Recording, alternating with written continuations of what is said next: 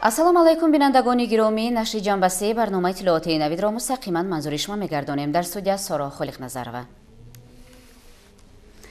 имрӯз таҳти раёсати раиси маҷлиси намояндагони Маҷлиси Олии Ҷумҳурии Тоҷикистон Маҳмад Тоир Зокирзода ҷаласаи навбатии иҷлосияи сеюми Маҷлиси намояндагони Маҷлиси Олии Ҷумҳурии Тоҷикистон давати шашум баргузор гардид. дар иҷлосия ёддошти тафоҳум байни ҳукумати ҷумҳурии Тоҷикистон ва ҳукумати ҷумҳурии Ҳиндустон оид ба кӯмаки грантии Ҳиндустон барои татбиқи лоиҳаҳое ки ба ҷомеаҳо таъсири назаррас доранд, шартнома байни ҷумҳурии Тоҷикистон ва Федератсияи Россия оид ба ҳамкорӣ дар соҳаи таъмини нафақа ва лоиҳаи Қонуни ҷумҳурии Тоҷикистон оид ба ворид намудани тағйиру иловаҳо ба Қонуни ҷумҳурии Тоҷикистон дар бораи байтерӣ мавриди баррасӣ қарор гирифт.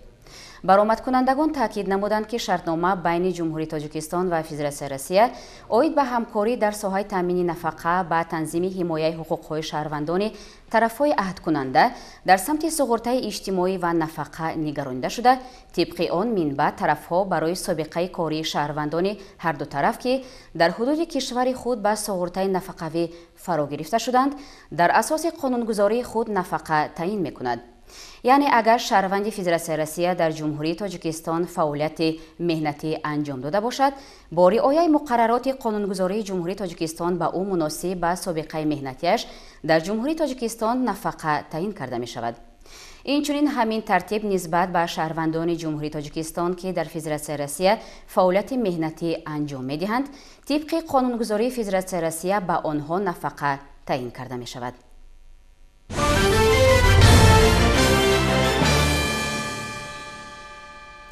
имрӯз дар шаҳри Душанбе ҷаласаи шӯрои ҳамоҳангсозии донорҳо ва шарикони рушд дар соҳаи меҳнат, муҳоҷират ва шуғли аҳолӣ баргузор гардид.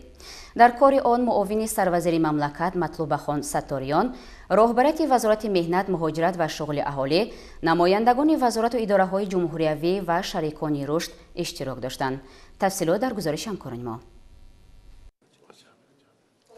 муовини сарвазири ҷумҳурии Тоҷикистон Матлубахон Сатториён зимни суханронӣ аз ҳамкории хазинаи кӯдакони Созмони Милали Муттаҳид дар Тоҷикистон, Бонки ҷаҳонӣ, Иттиҳоди Аврупо ва Бонки Осиёгии рушд дар татбиқи як қатор лоиҳаҳо дар соҳаи меҳнат, муҳоҷират ва шуғли аҳолӣ изҳори қаноатмандӣ намуда қайд кард ки масъалаҳои муносибатҳои меҳнатӣ, муҳоҷирати аҳолӣ, таҳсилоти ибтидоӣ касбӣ ва дар ин замина ба шуғл, бахусус ба шуғли пурмаҳсул ҷалб намудани шаҳрвандони кишвар зери таваҷҷӯҳи пайвастаи ҳукумати ҷумҳурии Тоҷикистон қарор дорад. вазири меҳнат, муҳоҷират ва шуғли аҳолии ҷумҳурии Тоҷикистон Амонзода Ширин Шодӣ зикр намуд ки барномаи ислоҳоти бунёдии соҳаи меҳнат, муҳоҷират ва шуғли аҳолӣ то соли 2026 татбиқ намудани як қатор чораҳои муассир дар соҳаи таҳсилоти ибтидоӣ касбӣ, танзими муносибатҳои меҳнатӣ, мусоидат ба шуғли шаҳрвандони бекор, ба танзим даровардани раванди муҳоҷирати меҳнатӣ, ҳаллу фасл намудани мушкилиҳои ҷойдошта дар самти муҳоҷирати дохилӣ ва экологӣ ва монанди инҳоро дар бар мегирад. барои расидан ба ин ҳадафҳо кӯмаки шарикони рушд ва донорҳо лозим меояд, таъкид шуд дар ҳамоиш. бо ин мақсад шӯрои ҳамоҳангсозии донорҳо дар назди вазорати меҳнат, муҳоҷират ва шуғли аҳолии ҷумҳурии Тоҷикистон таъсис дода шуд ки вазифаи он фароҳам овардани замина барои муколамаи сиёсӣ, сафарбаркунии захираҳо, ҳамоҳангсозии шарикони рушд, донорҳо ва вазорату идораҳои ҷумҳурии Тоҷикистон ҷиҳати ноил шудан ба афзалиятҳои пешбинишудаи ҳадафҳои рушди устувор ва стратегияи миллии рушд дар ҷумҳурии Тоҷикистон ба ҳисоб меравад. дар ин платформаи ҳамкорӣ самтҳои амалӣ оид ба татбиқи дурнамои вазорат дар робита ба ҳадафҳои стратегияи миллии рушди ҷумҳурии Тоҷикистон барои давраи то соли 2030 бо таваҷҷӯҳ ба шуғли ҷавонон ва навоварӣ, тавсеяи шуғли пурмаҳсул, меҳнати арзанда ва ҳамчунин коҳиши рамади муҳоҷират муайян карда мешавад. дар идомаи нишаст рӯнамоии равиш ва таҳияи харитаи роҳи вазорати меҳнат, муҳоҷират ва шуғли аҳолии ҷумҳурии Тоҷикистон барои солҳои 2022-2026 ва зарурату аҳамияти рақамикунонӣ ба ҳисобгирии муҳоҷирати хориҷӣ ва ҳалли масъалаҳои муҳоҷирати дохилӣ манзури донорҳо ва шарикони рушд гардонида шуд. дар ҷараёни вохӯрӣ пешниҳоду ташаббус ва тасмимҳо барои ҳамкориҳои минбаъда баён гардида зикр шуд ки дар ҷаласаҳои минбаъдаи шӯро ки ҳар 3 моҳа баргузор мегарданд, иҷрои онҳо натиҷагирӣ карда мешавад.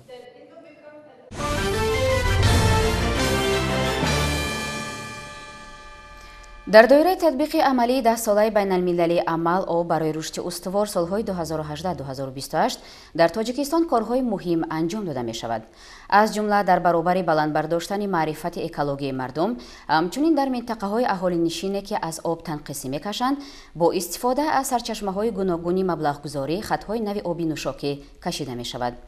масалан дар ҷамоати деҳоти чилчаи ноҳияи Тимур-Малик ин ташаббуси башардӯстонаро роҳбарияти хоҷагии деҳқонии Муҳаммад ба уҳда гирифтанд. акнун онҳо на танҳо заминҳои хоҷагии худро бо оби кишоварзӣ таъмин мекунанд, балки сокинони як қатор деҳаҳои ҷамоат бо оби тоза таъмин карда шуданд. тафсилот дар гузориши Салоҳиддин Неъматов.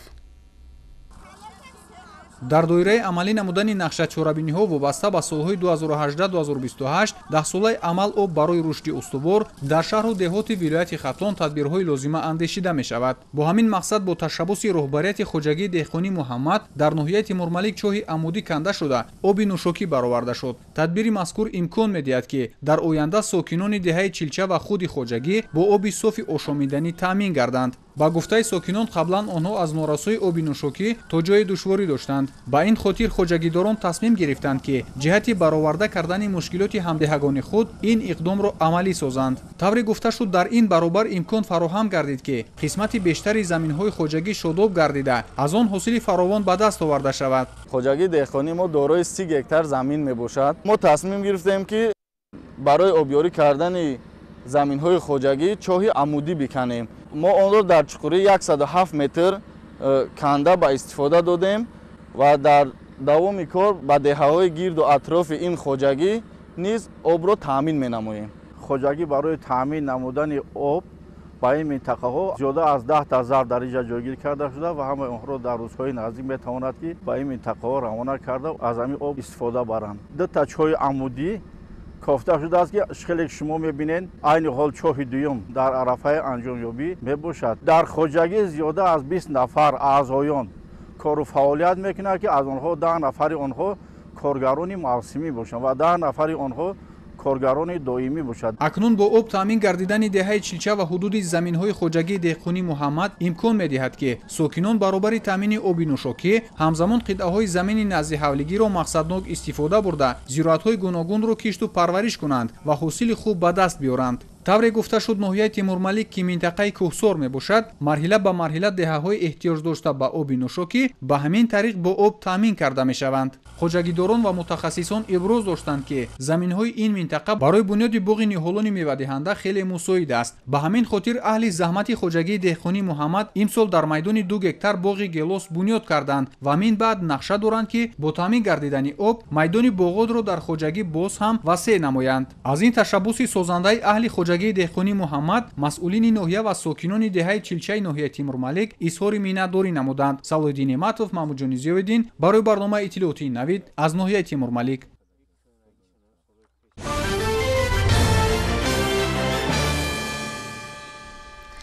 тағйирёбии иқлими сайёра ба ҳамаи соҳаҳои хоҷагии халқ таъсир расонида истодааст. вобаста ба ин дар донишгоҳи давлатии Кӯлоб ба номи Абу Абдулло Рӯдакӣ дар мавзӯи тағйирёбии иқлим ва таъсири он ба обҳои ошомидании ҷумҳурии Тоҷикистон ҳамоиши ҷумҳуриявӣ баргузор гардид. ҳамкоронамон Ширинҷон Сафарзода ва Сайфиддин Исмоилов аз рафти он гузориш омода карданд. дар донишгоҳи давлатии Кӯлоб ба номи Абу Абдулло Рӯдакӣ аз ҷониби факултаи химия биологияи донишгоҳ ҳамоиши ҷумҳуриявӣ илми амалӣ дар мавзӯи тағйирёбии иқлим ва таъсири он ба обҳои ошомидании ҷумҳурии Тоҷикистон бахшида ба эълон гардидани 10-солаи байналмилалии амал об барои рушди устувор солҳои 2018-2028 баргузор гардид. иштирокчиёни ҳамоиш нахуст дар пештоқи бинои донишгоҳ аз таҷҳизоту лавозимоти лабораторияҳои таълимии донишгоҳ дидан карданд.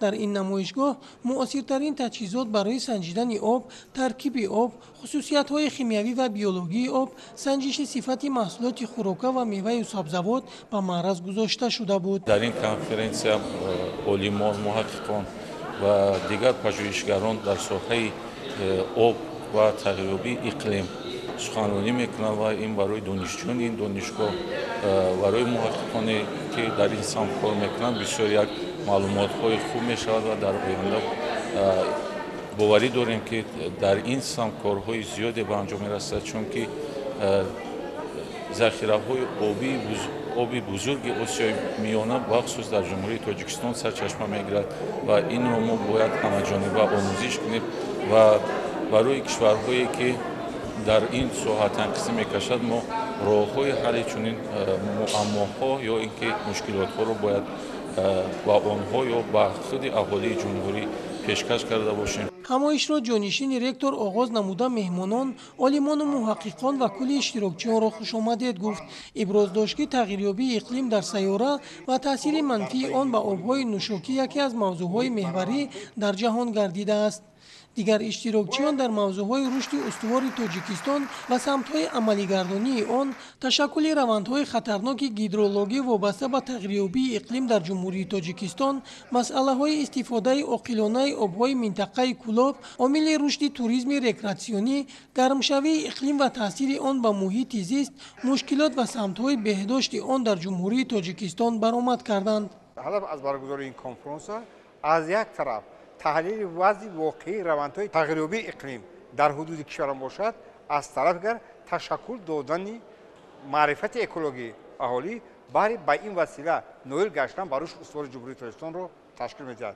ман фикр мекунам ки иштирокчиёни конференс дар як сатҳи баланд, умуман иштирокчиёни конференс аз дидгоҳҳои гуногун дар як сатҳи баланд оид ба равандҳои тағйирёбии иқлим ва самтҳои ноил гаштан ба рушди устувори Тоҷикистон назару андешаҳои худро ба маърази иштирокчиён гузоштанд ки оянда метавонад ин як хобӣ дар байни ҷомеа ба ташаккулёбии афкори навин дар ин самт мусоида намояд. дар идомаи ҳамоиш иштирокчиён ба се бахш тақсим шуда дар мавзӯъҳои усулҳои покизагии обҳои ошомидании ҷумҳурии Тоҷикистон, беҳдошти вазъи экологӣ, санитарию эпидемиологии обҳои ошомидании ҷумҳурии Тоҷикистон ва таъсири тағйирёбии иқлим ба пиряхҳо ва рушди устувори иқтисодиёти кишвар беш аз 45 маърузаҳои илмӣ пешниҳод карданд. дар қисмати дуюми рӯз иштирокчиёни ҳамоиш аз боғи ботаникии шаҳри Кӯлоб дидан карда, бо табиати зебо, қитъаҳои гуногуни боғ ва дарахтону гулу бутаҳои дар ин боғ парвариш гардида ошноӣ пайдо намуданд. Ширинҷон Сафарзода, Сайфиддин Исмоилов аз шаҳри Кӯлоб барои барномаи Навид.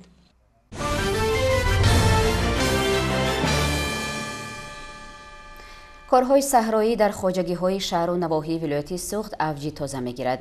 ба иттилои раёсати кишоварзии вилоят, токунун деҳқонон бештар аз 30% нақшаи кишти пунбадонаро иҷро карда, дурнамои кишти картошка каме зиёдтар аз 20% таъмин шудааст. имсол дар вилоят бояд дар майдони 59 000 гектар кишти пунбадона гузаронида шавад. иттилоъ медиҳанд ҳамкорони мо.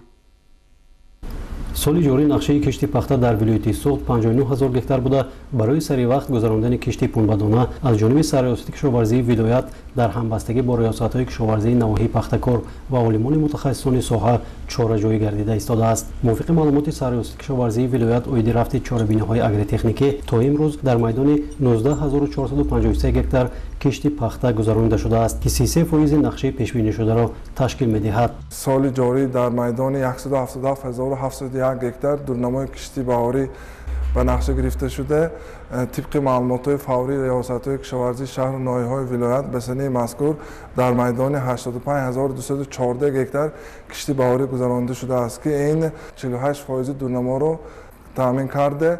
аз он кишти пунбадона кишоварзони вилоят дар майдони 59 000 гектар ба нақша гирифта шудааст, ки ба санаи мазкур 19 453 гектар кишти пунбадона кишт карда шудааст, ки ин 33% дурнаморо дар бар мегирад. дар ноҳияи Спитамен, ки яке аз навоҳии пахтакории вилояти Суғд маҳсуб меёбад, соли ҷорӣ тибқи нақша 6400 гектар пахта кишт хоҳад шуд. бо гармшавии ҳаво, корҳои саҳроӣ дар ноҳия вусъат ёфта, кишоварзон барои ба анҷом расонидани кишти баҳорӣ меҳнат намуда истодаанд. бинобар маълумоти масъулини раёсати кишоварзии ноҳия, то имрӯз дар майдони 2745 гектар кишти пунбадона гузаронида шуда, ин нишондиҳанда 43% нақшаро дар бар мегирад. кишоварзони ҷамъи дорои маҳсулоташ маҳдуди Spitamen Textiles имсол нақша доранд дар майдони 1950 гектар кишти пунбадона гузаронанд. айни замон аз мусоид омадани фасли баҳор истифода карда дар заминҳои ҳудуди хоҷагии мазкур корҳои саҳроӣ муташаккилона идома дорад. Spitamen Textile ба мана бригадаи 7 ба чигит кошта истодааст. то ҳамирӯза общи замина мо 3503 гектар замин дорем. як рӯз ҷамоати деҳоти Курушба кооперативи тиҷоратӣ 300 гектар, чедиами спитамин текстайл 1950 гектар замин дорад пахтаба. аз ҳамун як рӯзба 105 гектар коридост то ҳамин рӯза 456 гектар пахта коридагӣ ҳаракат мекунем ки бо тезтар ҳамин кишти кора тамом кардан. имрӯзанги сотка гузаштагиш не, имрӯза агар сотка гузарад зиёда 550 гектар кошта мешавад. дигар бригада бая мана коштан саркарагӣ ҳама ҷоя корбари карос кор кара истодааст.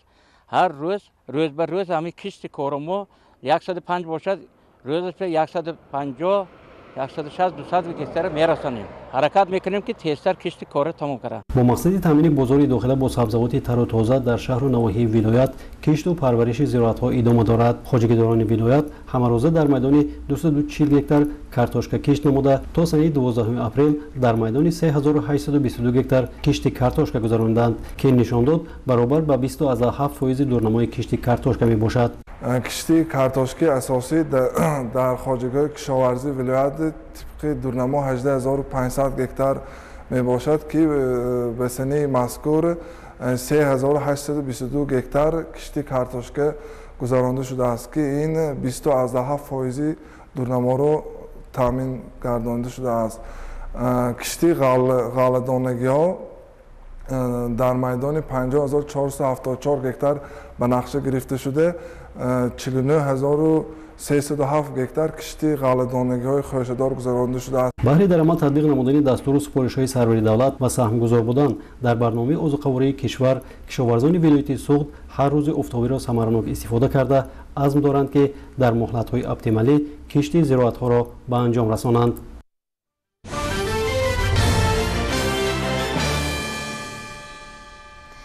мардуми шарифи тоҷикистон имрӯзҳо шаҳру ноҳия ва деҳоти кишварро тариқи бунёди ҳазорҳо иншооти истеҳсоливу иҷтимоии нав ба майдони бузурги заҳмати созанда табдил доданд.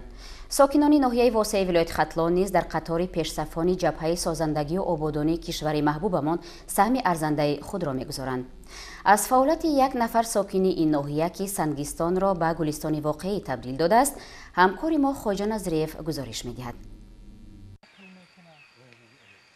деҳаи ман пораи хоки ватан. ин гуфтаҳои шоири ватанпарвар қаҳрамони тоҷикистон зиндаёд устод мирзо турсунзодаро сокини деҳаи лархоби деҳоти тугарак ноҳияи восе абдусалом ҷумаев сармашқи фаъолияти худ қарор дода бо шукргузорӣ аз сулҳу суботи комил баҳри татбиқи дастур ва ҳидоятҳои роҳбари давлат дар доираи корҳои ободонӣ ва сабзу хурам гардонидани муҳити экологӣ дар заминаҳои бекорхобидаи боир ин боғро бунёд кард. аз моҳи январ аз 2022 сол сар карда дар замини назди ҳавлигӣ зиёда 100 намуд дарахтҳои сояафкану мевадиҳанда ва гулу буттаҳо шинондем 2022 солда. хоб замини назди ҳавлигӣ ҳам дарахтҳои сояафкан ва ҳам дарахтҳои мевадиҳанда дорад. дар замин бошад ина маҳсулотҳое ки мана ҳамин дар хоҷагӣ истифода мебарем. мана картошка шинондагӣ, хоб мана пиёз, сир, чеснок, гашнич, укроп, хоб хайна михали маҳсулотҳо. боғи мазкур аз дарахтони сояафкан ва мевадиҳанда иборат буда барои парвариш ва нигоҳбини он дар корҳои мавсимӣ 30 нафар сокинони маҳаллӣ ҷалб гардиданд. себ, олу, зардолу, нок, чормағз ин дарахтон 6 сола шуданд. соли сеюм мешавад ки ҳосили фаровон медиҳанд. ҳосили баланд метиҳад. ҳосила мо ина бурда қисмҳои ҳарбида метиҳем. мана дом инвалид дорем, ноҳияи восе участка правда дар уҷада метиҳем. ана ба ғайр аз ин хешу табороам ҳамсоям одамои бегонаам омадагиё ҳамин ҳоҷат доштагиёш марҳамат бигирем мегӯем вақти ҳосил шиданда хеле тақсим карда метиҳем. ҳам худомонда захира мешавад. савдо бозор намебарорем. то ҳозира баровардагӣ нестем. хай дидем ки ҳосил бисёр шуда исриф шидан намебонем. барои даромади иловагӣ кида лозим нест. ба мисли ин гулҳо инҷо гулҳои гуногун парвариш меёбанд. садбаргҳо аз минтақаҳои гуногуни кишвар оварда шуданд. فصل گرما باغ بنیاد نموده عبدالسلام مکان استراحت و فراغت ساکنان دهه و مهمانان گشته است. عبدالسلام جمعیف دکتر است. در کلینیکای شخصی بیماران را با اصول گیاه درمانی طبابت می نماید. باغکاری شغل بیرون از فعالیت کاریش می باشد. در پیش نقشه های کلان دارد. او مقصد دارد که تا جشن 35 سالگی استقلالیت دولتی جمهوری تاجیکستان در کارهای آبادانی دهه همراه با دیگر سخاوتمندان سهم ارزشمند می‌گذارد. گزارش خواجه نظریف خدای نظر ظهوروف از ناحیه واسه برای برنامه اطلاعاتی نوید.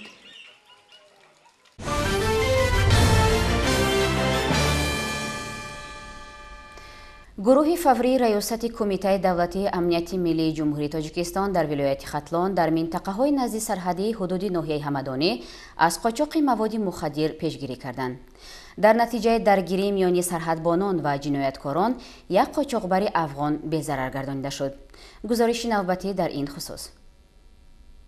سنه 12 اپریل سال 2022 تخمینا ساعت‌های 23:30 دقیقه از طرف کارمندان گروه فوری ریاست کمیته دولتی امنیت ملی جمهوری تاجیکستان در ولایت ختلان در یکجایی با خدمتچیان حربی قسم نظامی 0307 ریاست قشون‌های سرحدی کمیته دولتی امنیت ملی جمهوری تاجیکستان در ولایت ختلان گروه کلان قاچاقبران افغان با راهبری جنتگل ولد خوجا امیر ساکن قریه حضرت بوستانی ولسوالی در خط ولایت تخار جمهوری اسلامی افغانستان سرحد دولتی جمهوری تاجیکستان را در منطقه خدمتی دیدبانگاه سرحدی سیادی قسم حربی مذکور واقع در ناحیه میر سعید علی همدانی غیر قانونی عبور نموده وارد حدود جمهوری تاجیکستان شدند. هنگام کوشش بازداشت نمودن قاچاقبران آنها به امر گروه فوری اطاعت نکرده از سلاح‌های آتشفشان مقابلت شدید مسلحانه نشان داده با به ضرر گردیدن یک نفرشان به طرف جمهوری اسلامی افغانستان فرار نمودند. در رفتی از نظرگذارانی موضع‌های چاره‌بینی مخصوص فوری جنگی در جای حادثه جسد عبدالملک ولد افغانبای تخمینا 35 ساله ساکن قریه حضرت بوستانی ولسوالی در قد ولایت تخار جمهوری اسلامی افغانستان یک عدد автомат M4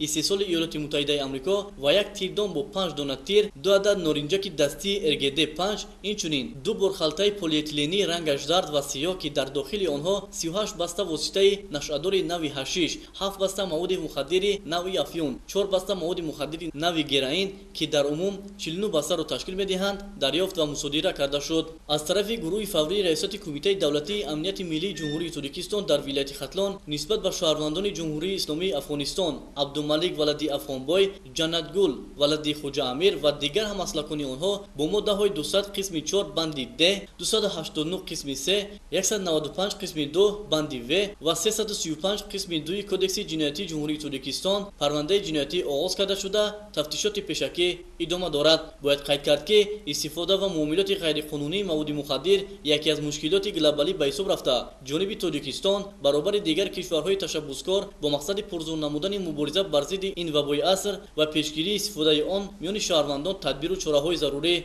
تطبیق نموده شده است.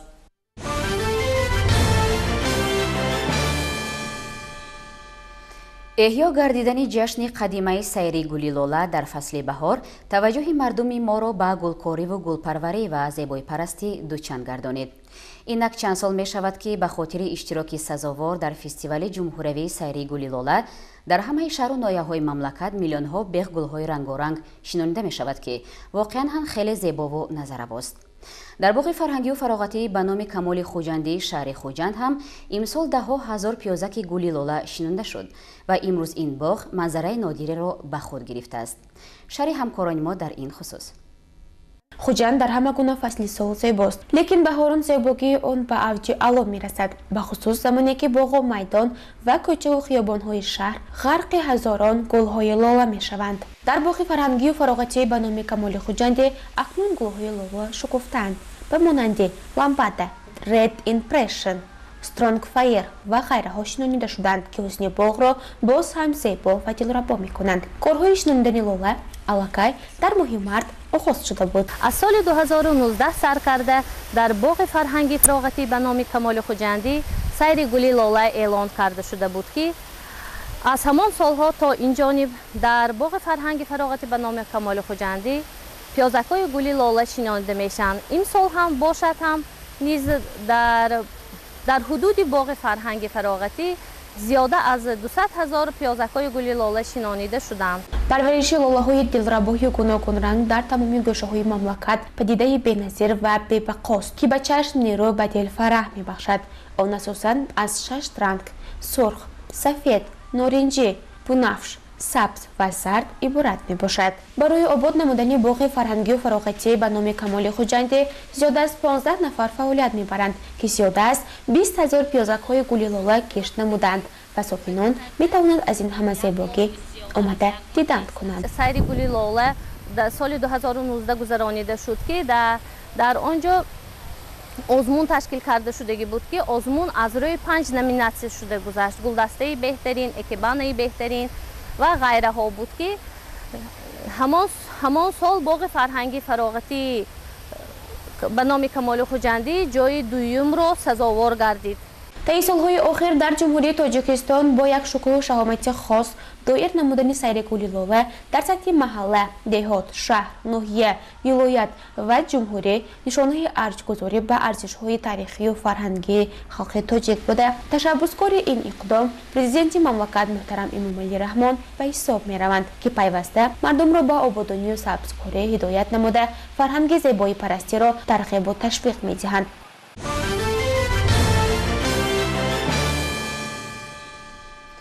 راهی بین المللی دوشنبه ترسونزاده سرحدی ازبکستان از شفت 3 شهر و ناحیه حصار شهرینه و ترسونزاده می‌گذرد. طبق مشاهده‌ها دو طرف این شاهراه قریب در تمام فصل‌های سال آباد و زیبا است و همیشه با گل و بوته‌های رنگارنگ آرا داده شده است. از جمله در قطعی از حدود شهر ترسونزاده گذرانده این راه به مناسبت استقبال سزاوار جشن 35 سالگی کارهای سازندگی اوجی تازه گرفته است. تفصیلات در گزارش خورشید حلیمов. در شهر ترسونزاده کارهای کبودیزارکنی ادامه دارد. در دو طرف شاهراه دوشنبه ترسونزاده از جانب ساکنان کارهای آبادانی و سازندگی و خرمگردانی با اتحاد و سرجمعی اهالی و دستجمعی کارمندان کارخانه و تشکیلات و کل زحمتکشان منطقه جریان دارد. برای سبز و خرمگردانی گلگشت‌های شاهراه از جانب مقامات اجرایی حکومت دولتی، شعبه حفظ محیط زیست و جماعت‌های دهات گل و بوته‌های آرایشی و درختان همیشه سبز دسترس و شناخته شده است. در شهر ترسونزاده کارهای سازنده و آبادگرانه ادامه دارد.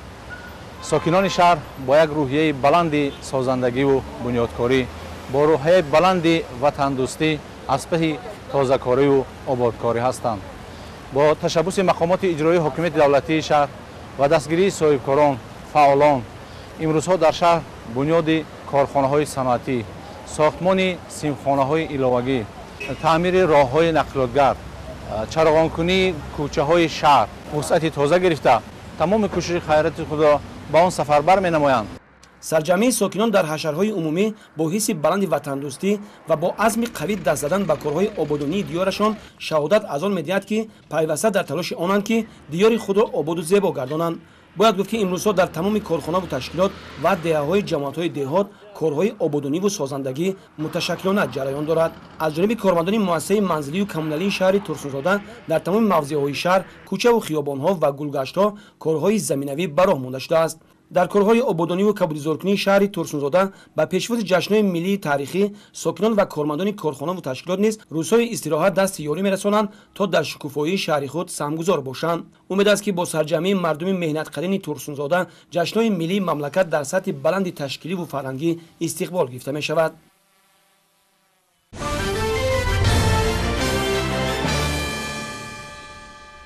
همین گونه کارهای آبادانی و سازندگی در شهر اسفرای ولایت سوخت ادامه دارد.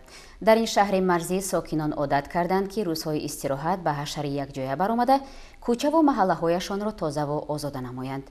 از جریان عکس‌های نوبتی اکولوژی ساکنان شهر اسفرای و کارمندان کسب و کار گوناگون این شهر همکاران ما گزارش می‌دهند.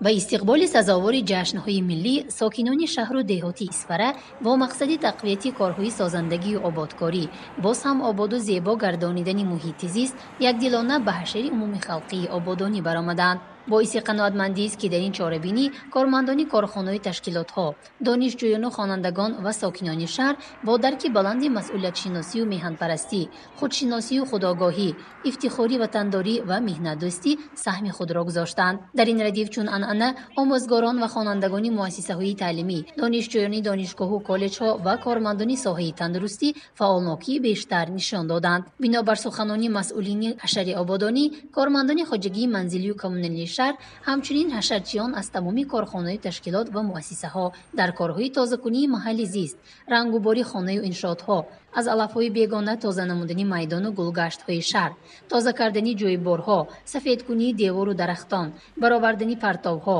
робучини кӯчаву хиёбонҳо ҳиссагузорӣ намуданд. мо кормандони хоҷагии манзилии коммуналӣ ҳар рӯз барои ободу зебои хуррамгардонии шаҳрамон саъю кӯшиш намуда истодаем. тамоми шаҳрамонро бо гулҳои мавсимӣ, 4-5 намуди петуния, гулҳои тагец, салвия, тамоми кӯчаҳои марказӣ, гардиши секунҷаи баҳор, гардишҳои пайванд бо гулҳои мавсимӣ оро додем ва саъю кӯшиш менамоем имрӯз тамоми кӯчаҳои марказӣ бо гулҳои мавсимӣ шинондан сар намуда барои ободи шаҳрамон саъю кӯшиш намуда истодаем. аз ҷониби ширкатдорони ҳашари ободонӣ баробари тозакунии муҳити атроф, ҳамчунин кабудизор ва гулкорӣ намудани майдонҳо, шинонидани гулҳои гуногуни мавсимӣ анҷом дода шуд. корҳои ободонӣ дар хиёбони исмоили сомонӣ бо иштироки муҳассилини муассисаҳои таълимӣ ва кормандони корхонаву муассисаҳои шаҳр сурат гирифта, онҳо дар кори аз алафҳои бегона тоза кардан ва ороста намудани шоҳро ҳиссагузорӣ намуданд. ширкатдорони маъракаи ободонӣ дар ҷараёни ҳашар пурмаҳсул меҳнат намуда, бо вусъати корҳои бунёдкорӣ ва созандагӣ тасмим гирифтанд як гӯшаи кӯчаки диёри тоҷикистони азиз шаҳри Исфараро боз ҳам зеботар гардонанд.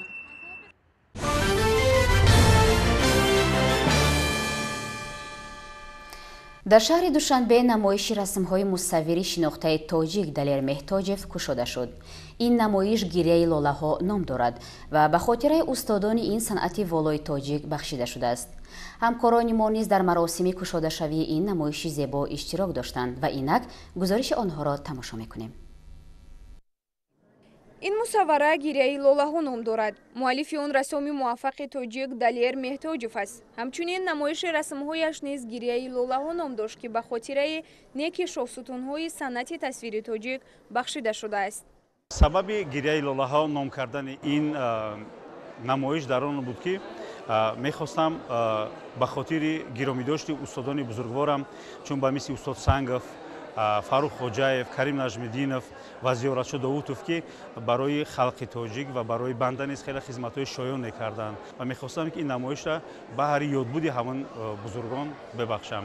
ин бор бештари мусаввараҳои Далер Меҳтоҷев фарогири рангҳои сурху зард буданд. ӯ мегӯяд, ин рангҳо чанд соли охир ба рӯҳияи ман таъсир гузоштанд ва ин рангҳо маъноҳои хос низ доранд. албатта ранги сурх дар зиндагӣ хеле маъноҳои гуногунеро дорад. мешавад онро мусбӣ муаррифӣ кард, мешавад онро манфӣ ҳам муаррифӣ кард, чун рамзи сурх рамзи қудрат, рамзи мубориза дар ҳаётро ифода мекунад ва ҳамчун рамзи хунро низ ифода мекунад. барои ҳамин ҳаяҷони инсонро бо ранги сурх, шояд аз ҳамин сабаб бошад, ки дар зиндагии ман он талошҳо шояд бошанд, ки зиёдтар дар абзори рангҳои ман ранги сурх бештар намоён аст. дар намоиши гирияи лолаҳо 28 асари Далер пешниҳоди ҳаводорон гардид. тамошобинон ба он ақиданд, ки дар ҳар асари ӯ рамзҳои хосаи ниҳон аст, ки дар онҳо паёму фалсаи муайян ҷо дода шудааст. бисёр ҳам рангҳои зебо, рангҳои дилписанд ва ҳар як мусавварае ки дар ин ҷо аст бо фалсафаи хосаи худ инъикос ёфтааст. он фикре ки рассом дошт, он мақсаде ки гузошта буд, ҷомаи амал пӯшид. расмҳои Далер расмҳои тоҷои консептуалӣ мафҳумӣ ҳам ҳастанд. ишораҳо доранд, як таърих доранд, як давраи муайяни таърихиро дар бар мегиранд.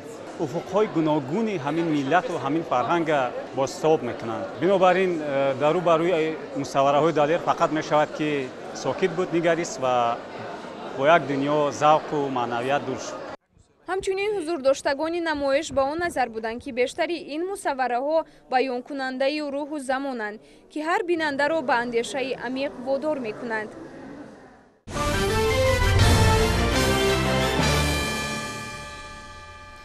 چند دقیقه قبل از جانب مأموریت کتابخانه جمهوری بچگانه به نام میر سید میرشکر در سراسر جمهوری فستیوال جمهوری هفته کتاب کودکان و نورسان تاجیکستان گذرانده شد.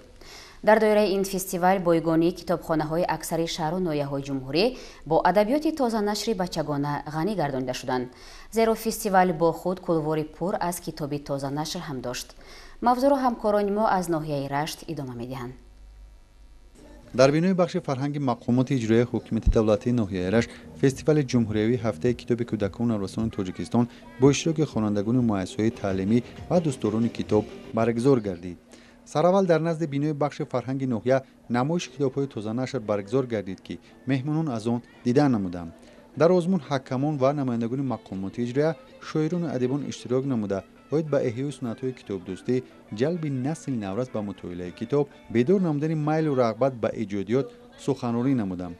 سپس در تالار کتابخانه مرکزی از روی شرط‌های آزمون خوانندگان فعال مؤسسه‌های تعلیمی میان هم مهارت و ملکه خود را سنجیدند. طبق شرط‌های آزمون بین خوانندگان سوال و جواب از روی کتاب‌های خوانده شده و محتوای آن صورت گرفت.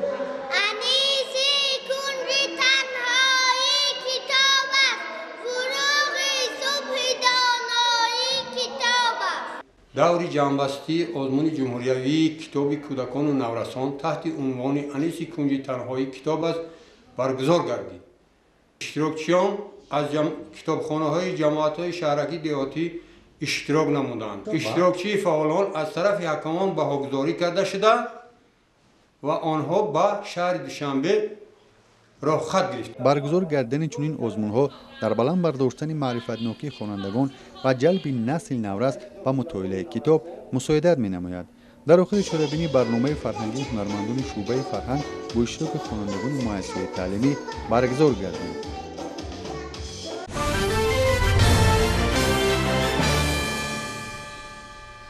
با اطلاع نفترین شماره عمومی نفرانی به بیماری کرونا ویروس گرفتار شده در سراسر دنیا از 5 میلیون نفر گذشت.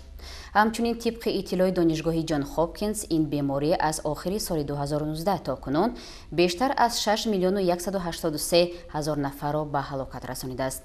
شرح چند خبر خارج کشور را در صفحه نوبتی برنامه منظور شما می‌گردانیم. شماره عمومی